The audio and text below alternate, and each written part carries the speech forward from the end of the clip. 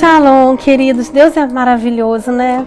Como casou assim, como interligou tudo que a gente já ministrou aqui através dos louvores ao Senhor e o que Deus vai falar conosco agora.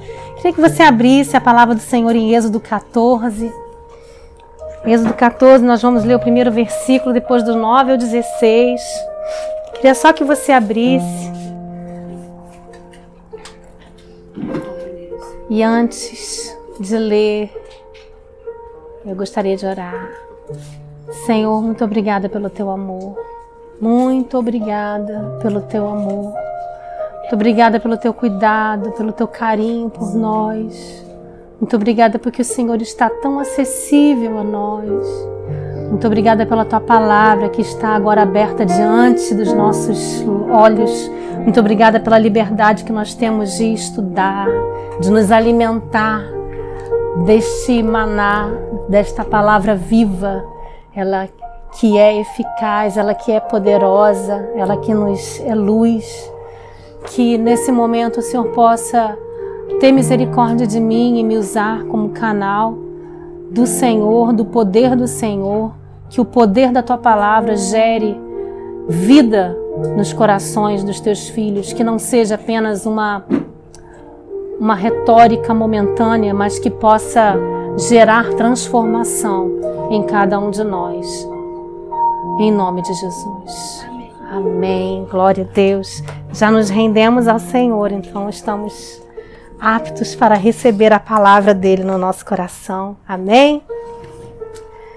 Eu tinha dúvida se eu colocava o título dessa mensagem Num Beco Sem Saída ou Encurralados. Mas eu fiz uma enquete aqui em casa e Num Beco Sem Saída foi o escolhido. Vocês vão entender por quê. Êxodo 14, versículo 1, depois a partir do 9, fala o seguinte. Disse o Senhor a Moisés, fala aos filhos de Israel que retrocedam e se acampem de fronte de Pi-Hairote entre Migdol e o mar, diante de Baal-Zefon. Em frente dele vos acampareis junto ao mar.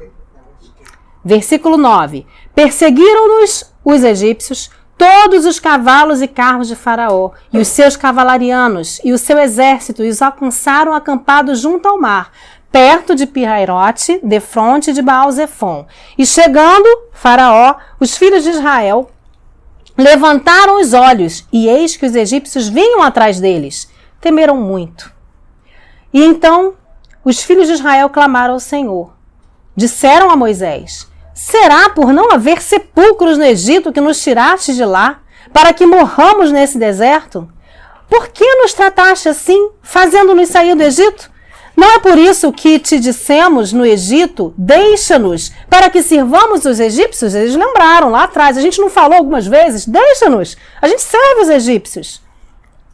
Pois melhor nos fora servir aos egípcios do que morrermos no deserto. Moisés, porém, respondeu ao povo, não temais, aquietai-vos, e vede o livramento do Senhor que hoje vos fará. Porque os egípcios que hoje vedes, nunca mais tornarei a ver. O Senhor pelejará por vós, e vós vos calareis, disse o Senhor a Moisés. Por que clamas a mim? Diz aos filhos de Israel que marchem. E tu, levanta o teu bordão, estende a mão sobre o mar e divide-o, para que os filhos de Israel passem pelo meio do mar em seco. Amém. Queria ressaltar aqui algumas coisas nesse texto que nós lemos. Então, se você não tem pena de marcar a sua Bíblia, eu sugiro que você pegue a canetinha, faça um grifo em algumas questões que vamos trabalhar aqui, ou grife lá no seu celular. O problema é que no celular não dá para fazer as anotações laterais, né? Eu gosto, minha Bíblia, ela é tão grifada quanto anotada, né? Coloco assim, ó, algumas coisas na Bíblia, eu gosto de fazer anotações. Por quê? Porque quando a gente anota, é bom ter um caderninho de anotação, um bloquinho, é legal. Só que quando você está lendo ali a Bíblia, às vezes assim, gente, onde é que está aquela anotação que eu fiz? Onde está aquele papel que eu anotei? Onde é que está aquele caderno? E já são vários cadernos, né? Outro dia eu estava conversando com com a Patrícia, ela falou que a mãe dela tem uma coleção de cadernos de anotações, né? E isso é maravilhoso, mas quando você anota detalhes na sua Bíblia, de coisas que o Senhor te entregou naquele momento, ali você não perde, está na Bíblia. E às vezes você folheando a Bíblia, você lembra daquele momento, você relembra uma experiência, você relembra alguma revelação que o Senhor te deu, é muito bom, tá? Então, se você não tem pena de rabiscar a sua Bíblia, né, de dar aquela coloridinha básica, fique à vontade. Primeira coisa que eu queria trabalhar com vocês aqui é uma coisa que já foi falada pela nossa querida Larissa, que é o medo. O medo é uma palavra que ela te dá dois caminhos, duas vertentes. Medo é um sentimento que todos nós temos. E se você deixar que o medo evolua para outra coisa, para a possessão espiritual, para uma situação espiritual, ele se torna um problema espiritual. Porque Deus não nos deu espírito de medo. Então existe espírito de medo. Deus nos deu espírito de ousadia. Só que antes de ser um espírito de medo, o medo também é um sentimento. E você pode ter duas atitudes diante do medo. Medo é uma reação fisiológica normal que todos os seres humanos, em algum momento, sentem para autopreservação, certo? Então, em algum momento, você pode usar o medo para o bem ou para o mal, de acordo com a sua escolha. E é o que nós vamos aprender isso através do hebraico agora. Porque a palavra medo em hebraico é pahad. Pahad, ela tem 3 letras. Cada uma dessas letras vai me mostrar o que eu posso ter, né, de escolha diante desse medo. A primeira letra de medo, de pahad, é o pei. E o pei, a letra P, ela significa, ela simboliza a boca. É a letra da boca. Com a boca, a gente usa para abençoar e para amaldiçoar. A boca, ela é usada para construir ou para destruir. Vida e morte estão no poder da língua. Então, a primeira letra da palavra medo é uma letra que você tem que aprender a dominar, né? A Bíblia fala que a língua é um pequeno leme de um navio que quem governa, né, é abençoado. Então, escolha com a sua boca. E como a gente aqui, né, quem já está conosco há mais tempo, e até aqueles que estão recentes, sabe o quanto nós batemos nessa mesma tecla, o quanto é importante a gente ter muito cuidado com a palavra que sai da nossa boca. Não profira aquilo que você não quer ver manifesto. Então, use a sua boca para abençoar a você mesmo, abençoar a sua família, abençoar os outros que estão perto de você, declarar a bênção. Nós não falamos, né, que nós estamos doentes, que estamos vivendo um problema, que estamos vivendo em recessão, que estamos vivendo problemas financeiros. Não. Né? Porque a gente transforma todas essas palavras numa forma de abençoar. Então, estamos passando por algum problema de desafio, alguma questão de desafio, né, situações desafiadoras, situações onde nós vemos oportunidade de Deus agir. Então, tudo é a forma como você declara, como você professa. Então, vamos reeditar a forma de nós pensarmos antes de proferir. Amém? Segunda letra da palavra medo, que é pahad, é o het. O het é vida, mas também é cerca. Né? Cerca, ela dá a ideia de proteção, mas também pode dar a ideia de prisão. Porque se você coloca uma cerca ao redor de alguém, Deus coloca, né, o Jó falou sobre a cerca viva que tem ao redor dele, Deus coloca ao nosso redor, nos protege com uma cerca viva, uma sebe, que Jó se refere. Né? Ao mesmo tempo é uma proteção, mas também pode ser uma redoma de cerca que nos impede de avançar, pode ser uma limitação, pode ser uma prisão. Quantas vezes, emocionalmente, nós não construímos ao nosso redor muros? Às vezes achando que estamos nos protegendo de determinadas emoções, mas construímos muros que impedem que nós nos relacionemos com outras pessoas, que nós nos relacionemos com o próprio Deus. E assim a gente fica preso atrás de muros. Quantas vezes, por questões de segurança, não elevamos os muros da nossa casa, não construímos mais barreiras, pensando na nossa proteção, mas ao mesmo tempo nos vemos dentro de uma prisão. Então a cerca, ela pode ser uma proteção, como também pode ser uma prisão. O que vai determinar isso? O que sai da sua boca. Está interligado. E a última palavra, a última letra, que simboliza, né, uma porta, que da mesma forma que a cerca, a porta, ela também serve para libertar, porque ela pode abrir, como para aprisionar, porque ela pode ser trancada. Muitas vezes ela é trancada pelo lado de dentro. Você pode se trancar e se sentir aprisionado por você mesmo. Então perceba que o medo é uma palavra composta, né, pelas letras que falam da boca, daquilo que profere, e norteia se você vai ter uma proteção ou uma prisão, e uma porta que te liberta ou uma porta que te aprisiona, que te prende, que te segura. Por isso medo é uma palavra bem interessante, porque ela tem essa dualidade, né? O que vai determinar o que o medo vai fazer com você é aquilo que a sua boca profere. Se você proferir palavras que vão te cercear, te limitar, te paralisar, é isso que o medo vai fazer com você.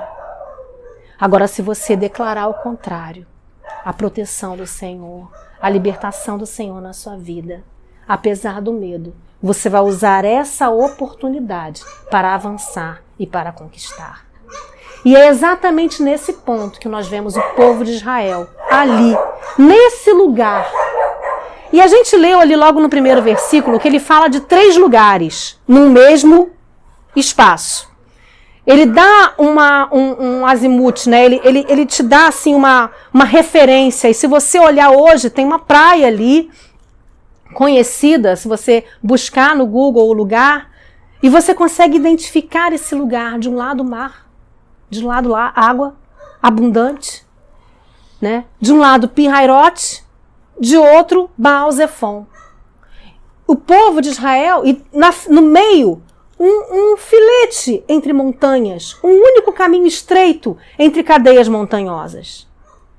E interessante que logo no primeiro versículo, Deus fala a palavra retornar. Ele colocou o povo naquele lugar.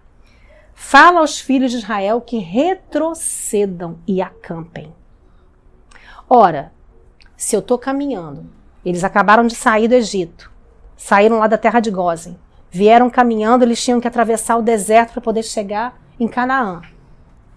Eles vieram descendo, e aí num determinado momento Deus mandou eles retrocederem, eles tiveram que descer para margear o Mar Vermelho. E ali acampar. Era um único lugar, quando você vê a foto, você vê que é um largo interessante ali, aonde o povo poderia acampar, onde caberia aquela quantidade numerosa de pessoas. Só que exatamente ali era um beco sem saída. Porque de um lado, na frente deles tinha muralha, tinha cadeias montanhosas, de um lado Pi-Hairote, do outro lado Baal-Zephon, atrás o mar. E o povo do Egito, os cavalos, né, os guerreiros, vindo ali, por aquele caminhozinho estreito, que era o único lugar por onde eles podiam sair. Ou seja, estavam encurralados. E é claro que cada um desses lugares fala alguma coisa. E eu queria discorrer nesse momento com vocês sobre esses 3 lugares que a Bíblia fala, né? Pi-Hairote, o mar e Baal-Zephon. Porque cada um deles nos fala, nos ensina alguma coisa. O primeiro lugar é o Pi-Hairote. Larissa aqui estava falando sobre quando ela se sentiu num momento de beco sem saída, ela precisou tomar uma decisão. E é exatamente essa é uma das vertentes, né, do significado dessa palavra Pi-Hairote. A grande maioria, o consenso geral do significado dessa palavra Pi-Hahirote é exatamente beco sem saída. Porque não tem para onde ir, ele está ali de frente ao mar. Não tem para onde sair. Mas, né, quando a gente vai olhar, analisar vertentes da tradução da Bíblia e estudos teológicos, existe um consenso em relação ao que isso nos leva, que é ao lugar de decisão. Então, Pi-Hahirote, além de ser um beco sem saída, também dá a ideia de lugar de decisão. Não significa, mas nos gera isso, dá a ideia de lugar de decisão. E é exatamente isso que aqueles homens e mulheres estavam ali precisando decidir. De um lado eles tinham o mar. Na frente deles, eles olhavam, eles levantaram os olhos e viam o exército inimigo, o exército do Egito, Faraó com seus cavaleiros, marchando para pegá-los, para alcançá-los. E com a fúria que estava Faraó, eu acredito que a ideia de Faraó não era capturar todo mundo e trazer de volta. Tanto que o povo, com medo, paralisado, reclamou com Moisés. Foi por falta de túmulos no Egito que você nos trouxe para cá?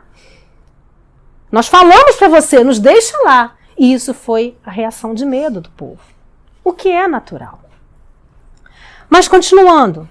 Então, de um lado, eu tenho Pi-Hahirote, que me dá a ideia de que eu preciso decidir. Então, diante de uma situação onde você se vê encurralado, eu lembro que quando a gente estava ministrando aqui sobre os profetas, Jeremias, lembra que ele demorou a decidir quando um dos soldados de Nabucodonosor chegou diante dele, né, e falou, se não me engano, de Nabopolassar ainda, chegou diante dele e falou, né, o que você decide? Você quer ir conosco? Você quer ficar? Ele acabou demorando para decidir, não decidiu e foi parar no Egito. E lá ele sofreu. Então, às vezes, a gente se encontra num momento de decisão e refuga, né? Refuta, não decide, né? Fica no meio do caminho, não sabe o que fazer. Quando você se encontra nesse momento, nesse lugar, algo precisa acontecer. Você precisa decidir. Senão a própria situação, o próprio lugar vai decidir por você. E se o lugar decidir por você, normalmente, a decisão não é a melhor. Diante deles também tinha o mar. Água na Bíblia, desde Gênesis, logo no início, quando Deus cria, quando Deus dá forma, quando Deus realinha toda a criação, água significa alinhamento. Água, além de um novo nascimento, e é por isso que quando a gente está gestando, a criança ela está envolta, né, por águas. Quando nós nos batizamos, nós saímos de dentro das águas. Então a água, ela significa, simboliza na Bíblia, alinhamento. E alinhamento ao Senhor. Por isso que quando Jesus fala sobre o fluir das águas, o Espírito simboliza também as águas. E a própria palavra do Senhor também prefigura as águas. Então quando ele mostra para o povo, diante de vocês está o mar, e ele, na sequência, faz o povo atravessar pelo mar, ele quer alinhar o povo à sua vontade. Ele quer tanto alinhamento, né? Quando você vê a trena, ela tem um prumozinho, que tem inclusive um líquidozinho ali dentro, né? Ela também mostra pra gente que o alinhamento através da água nos mostra o prumo, né? Então, mostra que o alinhamento é pelas águas. Então, Deus queria, através dali das águas, alinhar o seu povo, pelo significado que a água tem. Só aí a gente já vê qual era o melhor lugar para o povo, né? Qual era a melhor opção que o povo tinha. E logo, né, na outra opção, nós temos Baal-Zephon. Então, Pi-Hahirote, Baal-Zephon, o mar e os inimigos vindo diante deles. Baal-Zephon, A palavra Baal é Senhor, é Deus. Deus, um Deus que não é o Deus verdadeiro, né? Deus dos deuses, são deuses. Quando toda vez que você vê na Bíblia, Baal é um senhor, senhor de algo, né? E esse Baal-Zephon é senhor do norte, que equivale para os gregos a Poseidon. Poseidon, para eles, era o deus do mar, o deus dos mares, deus das águas. Se vocês lembrarem, cada praga do Egito, cada uma das pragas que Deus mandou foi para derrubar, para desmoralizar cada um dos deuses egípcios diante do povo de Deus e também para nós. Então, cada vez que Deus mandava uma praga, ele estava mostrando, tá vendo esse Deus aqui que eles adoram? Eu sou mais poderoso que ele. E não parou ali, porque esse Baal-Zephon também era um deus adorado pelo Egito. E esse lugar onde eles estavam também fazia parte, né, da região ali dos egípcios. Então, quando ele chega ali, ele está diante, né, de um monumento, que é esse monumento chamado Migdol. Migdol é um poste, não é um lugar, é só um poste, como um poste ídolo que estava ali. E o lugar de adoração a esse Deus deles, que é Baal-Zephon, que era o senhor do comércio marítimo, o senhor dos mares, tem referência também a raios. Então, quando Deus ele fende as águas, ele está mostrando mais uma vez, tanto para os egípcios, quanto para nós, quanto para o povo de Israel que estava ali. Eu sou o Senhor das águas. Não é Baal-Zephon coisa nenhuma. Ele não tem poder, eu sou o poder. E assim, né, o povo se encontra ali diante desse beco sem saída. Porque se você se colocar no lugar desse povo que estava ali, eles não tinham expectativa de fuga. Para onde eu vou? De um lado está o mar, e de outro lado tem cerca de montanha de um lado, montanha do outro, que é cada um desses dois lugares que eu falei, e de frente de mim tem um inimigo vindo me matar. E aí eles colocam Moisés em xeque. Colocando Moisés em xeque, eles colocam o próprio Deus em xeque. Porque Moisés estava ali apenas, né, conduzindo o povo em nome de Deus. Então chegou a hora dessa decisão. Paulino já deu uma aula aqui uma vez, falando para nós sobre o número 3, sobre o numeral 3 na Bíblia. 3, uma das coisas que ele fala muito para nós, o número 3, é mudança. É o número da mudança. Mudança de estado, não de estado físico. Apesar de a mudança de estado físico, né, são 3 estados também da matéria. Mas não é a mudança do estado físico, é a mudança de um estado para o outro. Da alegria para a tristeza, da tristeza para a alegria, né? Da doença para a saúde, mudança da prisão para a liberdade. Nesse caso aqui, Deus está confirmando para eles que a mudança que eles estavam vendo diante deles era da escravidão para a liberdade. Era o último lugar aonde eles iriam atravessar e do outro lado poderiam falar assim: a escravidão agora ficou para trás. Mesmo porque houve essa palavra de Moisés, da parte de Deus para o povo: olhe para o inimigo, porque esse inimigo que vocês estão vendo, vocês não vão ver mais. E a gente sabe por quê. Então essa é a primeira, né, a segunda expressão que eu queria que vocês gravassem na Bíblia de vocês. A primeira foi temeram muito, né? Logo lá, acho que no versículo 10, que eles falam que eles vinham e temeram muito. Então, quando nós falamos sobre o medo. A segunda, sobre esses 3 lugares, Pi-Hairote, o mar e Baal-Zephon. E sobre essa mudança que Deus estava fazendo. E a terceira? A terceira, né, que pode até nos chocar, mas quando a gente lembra quem são, a gente entende. Melhor nos fora servir aos egípcios do que morrermos nesse deserto.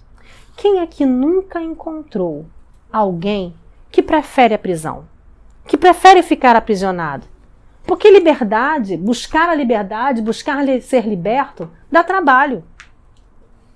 Eu já vi. E talvez você também já tenha visto, só não tenha se apercebido disso. Porque a prisão, ela não somente pode significar uma prisão no Egito, que para nós significa a velha vida, né? Um novo nascimento seria essa liberdade em Deus. Mas quantas vezes uma pessoa nascida de novo continua em velhas prisões?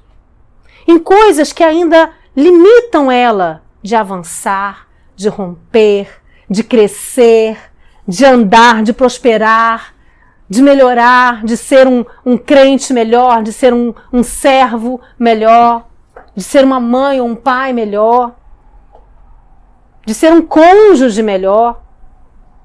E fica ali sendo limitado. Mas para ela está tudo bem, a vida está seguindo, está salva em Cristo Jesus. Porque muitas vezes ser liberto dá trabalho. Você tem que pesquisar, ir atrás, né? Buscar, entender da onde veio essa prisão, por quê? Será que foram meus pais? Será que eu proferi alguma palavra de maldição sobre a minha vida? Da onde veio essa limitação? Por que algumas coisas acontecem repetidamente, né, na minha vida? E a gente fez, como igreja, aqui um curso, né, de cura e libertação. Alguns ainda estão fazendo, que falam exatamente sobre isso. E olha, até para você ser ministrado, dá trabalho, não dá? Dá trabalho porque você tem que romper, às vezes, o cansaço, o esquecimento, né? Existem forças contrárias que querem te impedir de ser liberto. E algumas pessoas olham, não, dá muito trabalho, deixa assim, tá bom.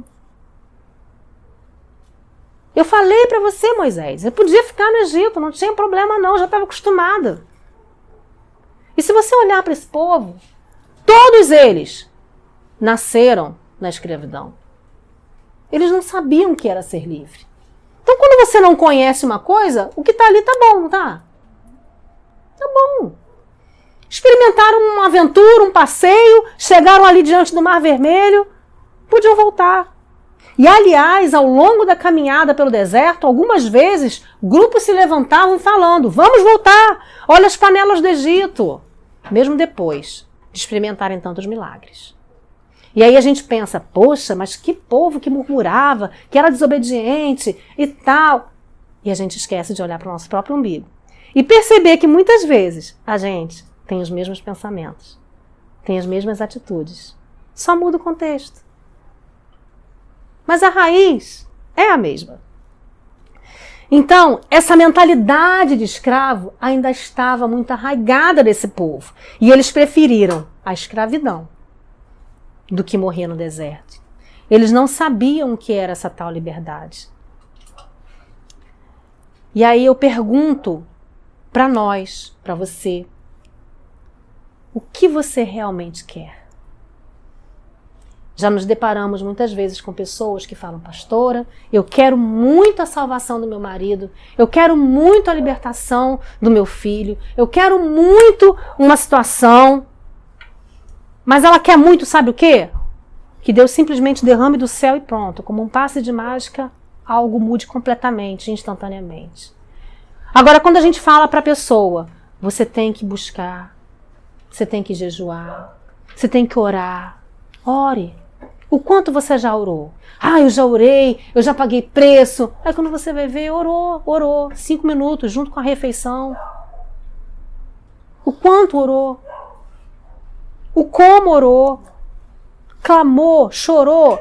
Lembra de Ana, quando estava diante do profeta, quando ela foi com Eucana adorar ao Senhor? Eles iam uma vez ao templo, né? Naquela peregrinação, ela ia com Eucana, seu marido. Você acha que foi a primeira vez que ela se prostrou diante do altar do Senhor orando? Eu duvido. Aquela mulher, ela sofria uma perseguição de Penina, a outra esposa do seu marido, né? Que ficava lá tripudiando sobre ela. E na época a gente sabe que as mulheres, se não tivessem filhos, principalmente homens, estavam perdidas. Porque se o marido faltasse, se o marido morresse, ela não tinha direito a nada. E as mulheres não tinham ofício. Ia fazer o quê? Se ela tivesse uma família boa, uma família com recursos, poderia até voltar para a casa do seu pai. E contar com a benevolência do seu pai, que ele também não era obrigado a recebê-la de volta. Mas enfim, ela estava ali, clamando ao Senhor. Porque ela era persistente. Então quero lembrar vocês, oração persistente. Não desista de orar. Não existe oração que o Senhor não ouça. Uma vez eu estava lendo um livro, um desses tantos livros de oração que nós temos à nossa disposição, graças a Deus. Não lembro se era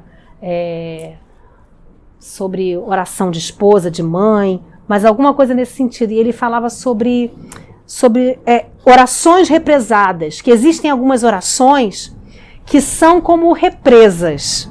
A autora falava que existiam algumas situações na vida dela que ela orava por anos.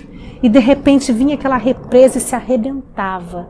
E tudo que ela tinha orado aquele tempo todo vinha como uma enxurrada de resposta do Senhor. E a coisa acontecia, mas era preciso perseverar.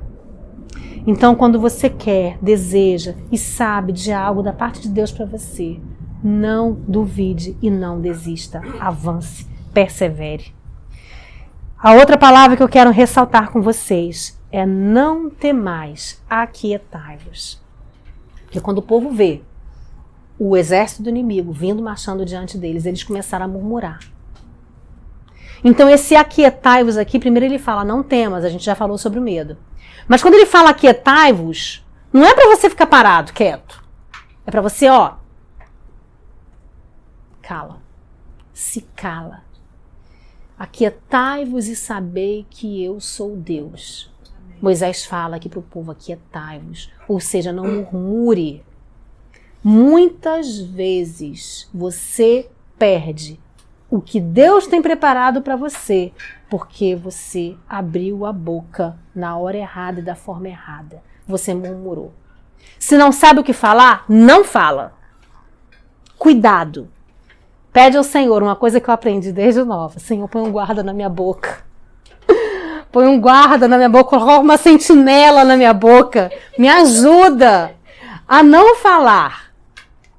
Até que você aprenda a falar o que pode ser falado. Para você não perder a bênção do Senhor.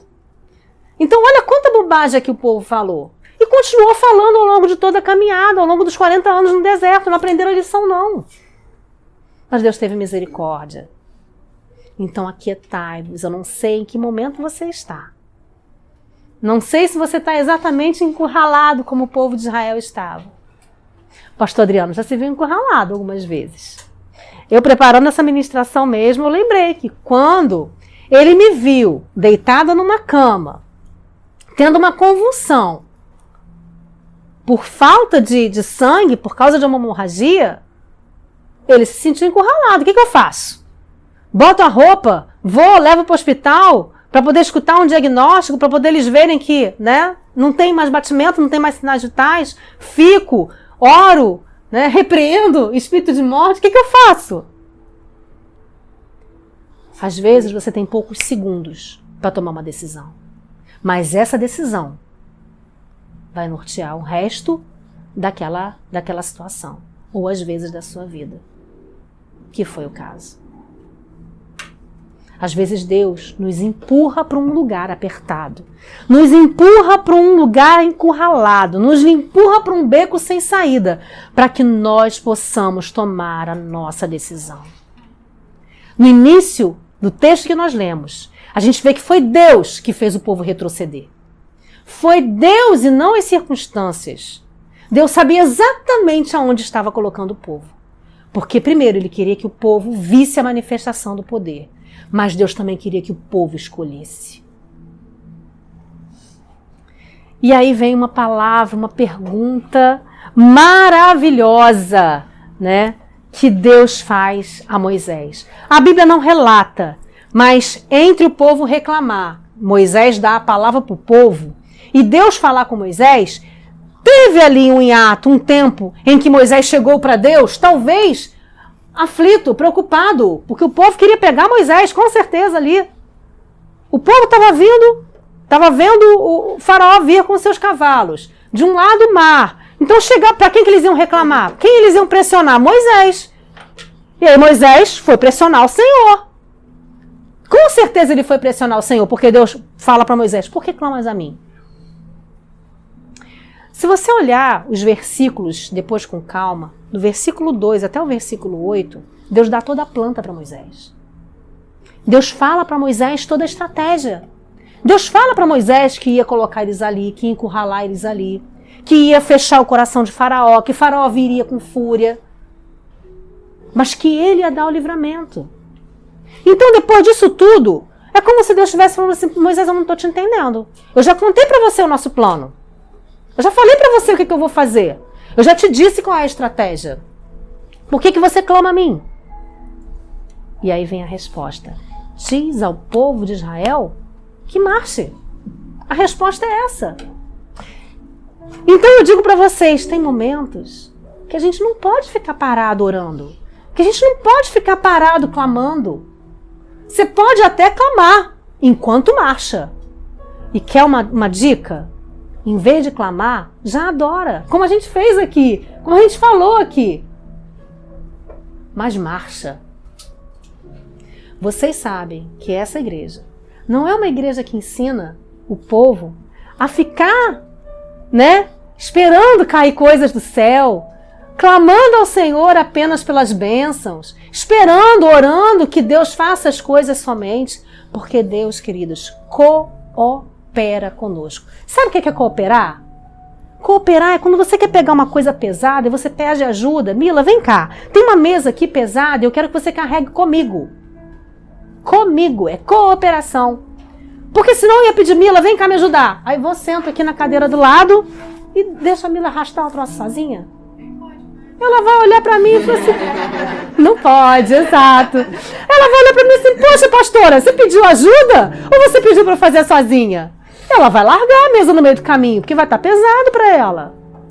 Deus até poderia carregar tudo sozinho por nós, mas Ele quer ver o nosso crescimento. Ele quer ver a gente romper, amém. Ele quer ver a gente avançar, amém. Ele quer ver a gente progredir, porque Ele sabe exatamente o que Ele colocou em você. Ele sabe do que você é feito, porque foi Ele que fez. Então, se você se vê num lugar de decisão, agradeça ao Senhor, porque o lugar de decisão é o lugar de milagre. O lugar de decisão é o lugar onde Deus vai abrir uma situação para você. Só que você já sabe que você não pode abrir a boca para murmurar. Você tem que confiar na estratégia que Deus já entregou para você. Porque se você foi colocado ali, é porque Ele já te deu uma estratégia. Amém. Ele já te deu uma palavra. Então rejeita todo medo.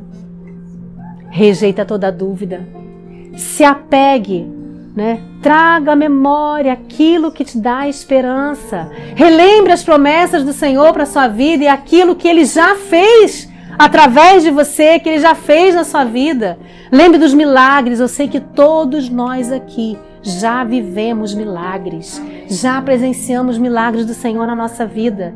Então, faça trazer à memória, Senhor, o Senhor é aquele Deus que fez isso na minha vida. Eu vi o Senhor me transformando. Eu vi o Senhor me renovando. Eu vi o Senhor me curando. O Senhor agindo através de mim para poder alcançar pessoas. Eu sei que todos vocês já viveram milagres. Então, quando vocês se colocarem, forem colocados por Deus nesse beco sem saída, tragam a memória e perguntem ao Senhor, Senhor, é para abrir o mar? Abre o mar. E o Senhor vai abrir o mar. Mas se Ele não abrir o mar, Ele vai abrir outra situação. Ele vai tirar o exército do caminho. Ele vai tirar cadeias montanhosas da sua frente. Algo Ele vai fazer. Porque Ele é fiel. E Ele vela pela sua palavra para fazê-la cumprir. Nós temos que fazer a nossa parte. Ele fala para o povo, Deus fala para Moisés, fala para o povo para marchar. E tu também tem. Moisés também tinha o seu papel de ação. Levanta o teu cajado. Fala para o povo marchar. E você que é o líder, levanta o cajado, porque a unção, o poder vai ser manifesto através da sua vida. Queridos, Deus nos chamou para marchar, Deus nos chamou para conquistar, Deus nos chamou para arrebatar. Eu amei aprender essa palavra, porque essa palavra arrebatar, antigamente para mim, simbolizava ou significava apenas o arrebatamento da igreja. Me reportava somente apenas o arrebatamento. Só que a palavra arrebatar é tomar com violência. Olha que profundo, olha aqui. Peguei esse olha que profundo do Adriano e do Kleber, né? Olha aqui, que forte. É tomar com violência. Não vai chegar na sua mão de bandeja, não. Aí eu te pergunto, como é que foi a vida de Davi? Ele, adolescente, foi ungido rei de Israel. E toda a vida dele foi mudada. Tudo tranquilo, né? Tinha promessa de se casar com a filha do rei, porque logo na sequência ele matou o gigante Golias, né? Foi assim. Gente, o que esse menino teve que lutar, ele virou um guerreiro. E lembra que ele era pequenininho, diferente, né? Ah, aquele ruivozinho ali, fraquinho. Era assim que os irmãos dele viam ele. O que você veio fazer aqui? Que não tá cuidando daquelas suas pouquinhas ovelhas lá? Vá. Tipo assim, vai. Não é esse aqui o seu lugar. Você não é guerreiro. Mas foi ele, na força do Senhor, que derrubou Golias. Que derrubou aquele gigante. Quantas vezes gigantes se levantam contra nós? Não é na força do seu braço que você vai derrubar esses gigantes. Estamos vivendo um ano de retomada. E o Senhor me lembrou dessa ministração por causa da ministração do pastor Adriano semana passada. Então, é como uma continuação, né? Para você romper. Se você tem que tomar alguma coisa, você tem que ir lá e tomar. As coisas não vão acontecer. O Senhor vai cooperar com você. Mas vai lá e busca o que é seu. Arrebata com violência. Toma! Em nome de Jesus. Não fica com aquela ideia assim, isso não é para mim. O meu tempo já passou. Eu sou fraca. Eu não entendo. Não. São palavras que a gente não pode colocar na nossa boca. Em nome de Jesus, vai lá e arrebate. Amém? Porque Deus se move com quem se move. Quando você põe o pé e avança, Ele começa a fazer o milagre. Em nome de Jesus. Creia e arrebate. Os próprios filhos de Israel tiveram que lutar para tomar cada uma das cidades lá na frente, depois da travessia do Jordão. Deus não deu para eles cidades vazias, cidades prontinhas para eles chegarem e tomarem posse. Como se estivessem chegando, né, num hotel e entrando num quarto, preparado, prontinho, tudo arrumadinho, cheirosinho para eles. Não. Conquista. Então não pense que você é diferente. Mas Deus nos dá armas. Você não está sozinho. Ele luta com você. Ele é o nosso Jeová Nissi, que guerreia conosco, que nos ajuda em cada batalha. E nós podemos contar com Ele sempre. Amém? Amém. Amém. Glória a Deus. Senhor, nós queremos te agradecer porque o Senhor é o nosso Erie Asher, aquele Deus que se manifesta como nós precisarmos. No momento em que nós precisarmos, da forma que nós necessitarmos. Se precisamos de cura, o Senhor é o nosso Jeová Rafá. Se precisamos de vencer guerras, é o nosso Jeová Nissi. O Senhor se manifesta como é necessário em cada momento das nossas vidas. E, Senhor, nós queremos te agradecer e pedir perdão por tantas vezes não decidirmos como deveríamos ou recuarmos. Mas nós hoje nos apropriamos da autoridade que nós temos no nome de Jesus. E nós dizemos, Senhor Deus, que nós não somos daqueles que retrocedem, mas nós somos daqueles que avançam. E nós tomamos posse de tudo aquilo que o Senhor tem para nós como herança. Mas não ficamos sentados num lugar de conforto, como Davi, nós nos apropriamos das armas de guerra que o Senhor tem, que são poderosas em Deus, para destruir fortalezas do inimigo. E nós te agradecemos porque o Senhor está conosco em cada uma das batalhas que nós travamos, mesmo quando nos vemos num beco sem saída. Senhor, que o Senhor dê discernimento e sabedoria a cada um dos teus filhos. Que eles possam, Senhor Deus, ter um guarda nas suas bocas para não declararem nenhuma palavra contrária a eles mesmos. E que todas as promessas do Senhor a nosso respeito, cada uma delas se cumpra. Em nome de Jesus.